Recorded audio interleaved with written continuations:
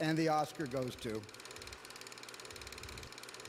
One of the hard things about doing a long series about films that are hailed as some of the greatest of all time is, believe it or not, having so many good films.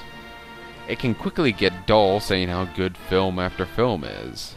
For variety's sake, it can be nice just to criticize a bad movie from time to time. It being a few months since I reviewed Cavalcade, one of the two Best Picture winners I really disliked up to this point, part of me was actually hoping for an awful movie again to spice things up. And, well, I did ask for it. The Best Picture winner of 1936, the great Ziegfeld, was nominated for 7 Academy Awards, winning 3.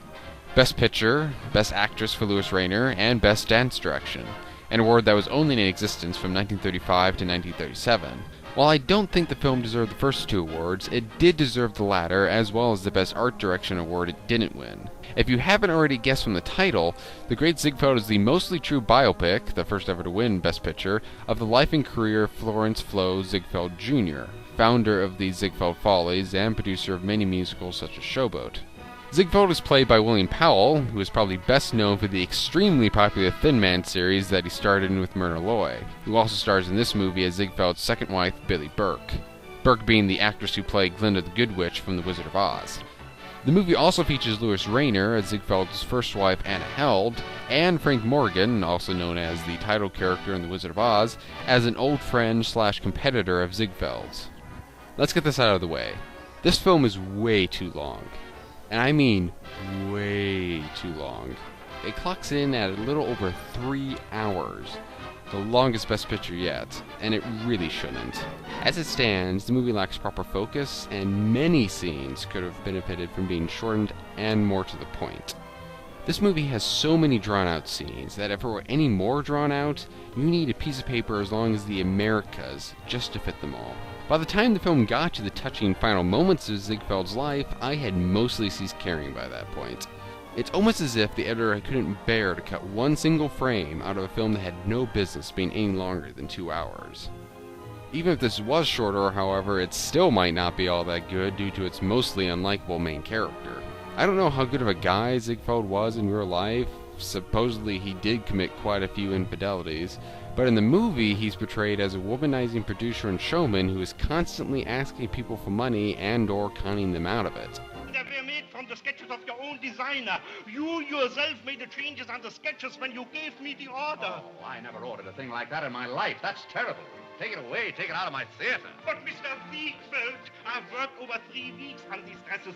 I have plenty of money invested in them. Well, I'm sorry, but I can't help that. What do you want to do? Disgrace me? No, Mr. Ziegfeld, but please do not disgrace me. I mean, Mr. Ziegfeld, please let your girls wear my costumes tonight. No, I wouldn't humiliate them. If you are not satisfied, I will make it up to you some other way. But please do not make me take them back, Mr. Ziegfeld. All right, but just this once. I'm not sure whether or not the filmmakers were trying to show he was flawed, or if they wanted his conning to be comedic and lovable. If it's the latter, then they failed miserably since he comes off as a jerk. If it was the former, then they still botched it up.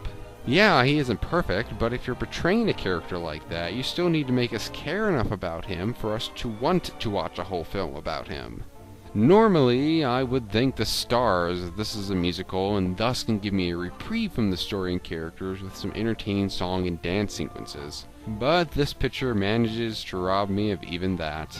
Don't get me wrong, the musical numbers sound good for the most part and look fabulous with their extravagantly massive sets, mostly beautiful costumes, and well-written songs.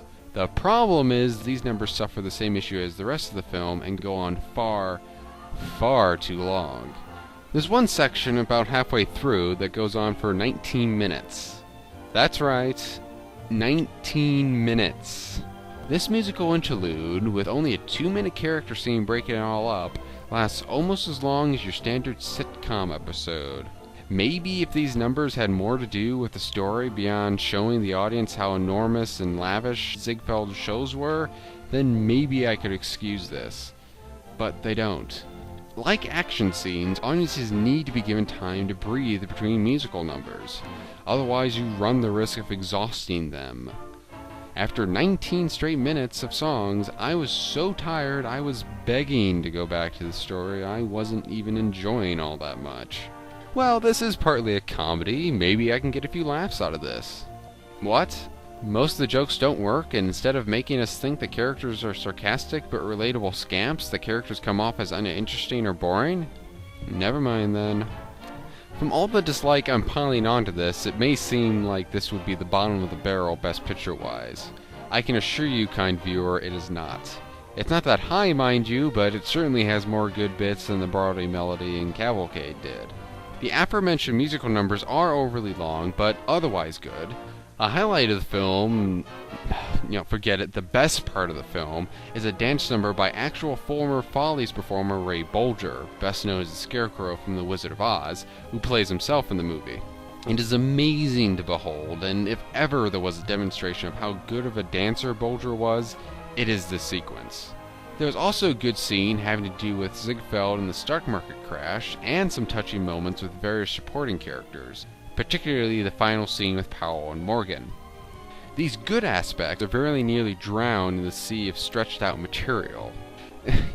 It's funny, this film was actually nominated for Best Editing. Yes, you heard me right, Best Editing. If ever there was an award this film didn't even deserve to be considered for, it's editing. When I look at this movie, I don't see amazing editing work. I see a film that felt as if it didn't have much story to work with, and so had all its scenes and musical sequences elongated in an effort to mask it. Needless to say, it didn't work. What the movie makers ended up with was a picture in desperate need of an editor, a more relatable main character, better written comedy, and songs that weren't so exhausting in length. Do I see why it won? Yes. Is it a great film? No. Do I ever want to watch the whole thing again? Definitely not. If you want to get a glimpse of the life of Ziegfeld and see how amazing his shows were, you may want to check this out, but be ready for a long haul. If you're turned off by padding in movies, then you probably want to skip this one.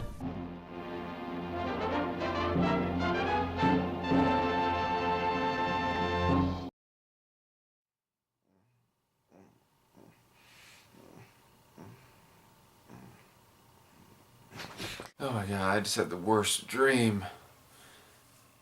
I dreamt I was watching a terrible movie and you were there and you were there and you were kind of there.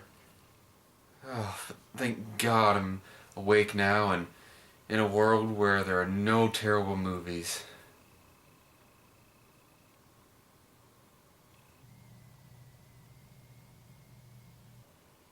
Oh boy.